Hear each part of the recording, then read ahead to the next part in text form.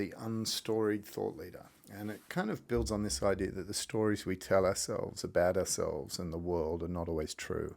Rabbi Shamal ben Nachmani said, "We do not see things as they are, we see things as we are." And this is from a portion in the Talmud, which is like 55b, right? So like way, way back. And the day we realize this is the day we begin to loosen the grip of beliefs that once served us but may no longer do so. And I reckon that's really important. I think a big part of becoming a commercially successful thought leader is the ability to create new stories.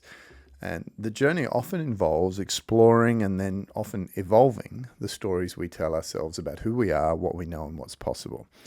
There's like 3 powerful questions that we can ask in any moment. Number 1, is this true? Number 2, does it still serve me to believe this? And number 3, what's a different story I could tell myself about this moment? One of my favourite thinkers in this space is Byron Katie. Her work, called The Work, is excellent, and you can find it at thework.org. I believe that when we give ourselves permission to rewrite our internal narratives, we become unstoried. And to live unstoried is to let go of the thoughts and beliefs that may have once been useful but now hold us back.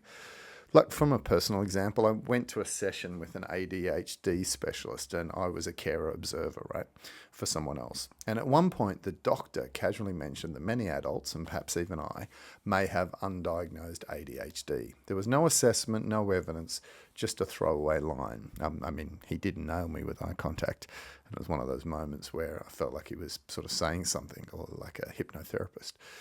So naturally, I created a story around it. It explained a lack of focus I sometimes experience, although I don't think that's like really rare, is it? I went deep. I even researched a less common diagnosis of ADHD called executive function disorder. This is where the anterior signet doesn't work quite correctly, and you kind of snap at people. And it seemed to match my dislike of manipulation in meetings, my intolerance for workplace politics, and my deep embedded resistance to any kind of power over dynamics. Trauma, anybody? And it kind of made sense. It fit, right? So it felt like a neat story, but it was just that. It was a story. All of it was based on a single comment from a well-meaning professional. And I think this is the point. The most powerful and pervasive story we tell is the story of who we are in the world. And the journey of thought leadership and leadership in general often requires a rewrite of that story.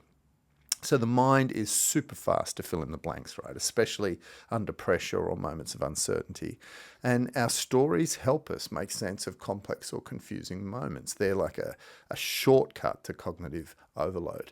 But when they become unquestioned habits of thought, they can hurt us more than they can help. And once we notice the grip these stories have on us, we sort of gain the ability to rewrite them. Now, so this isn't about denying reality, but it is about questioning the interpretation we've applied to it. And as a result, we can create better stories for future moments. Thoughts we revisit over and over and over become beliefs, because beliefs are just repeated stories.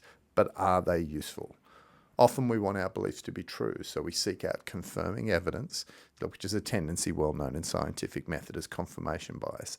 And this is the habit of reinforcing our stories with selective facts while ignoring anything that might contradict them. So consider, what stories are helping you, what stories are holding you back, and what stories need a rewrite. And perhaps becoming a more commercially smart thought leader is less about adding and more about letting go of the stories that no longer serve you.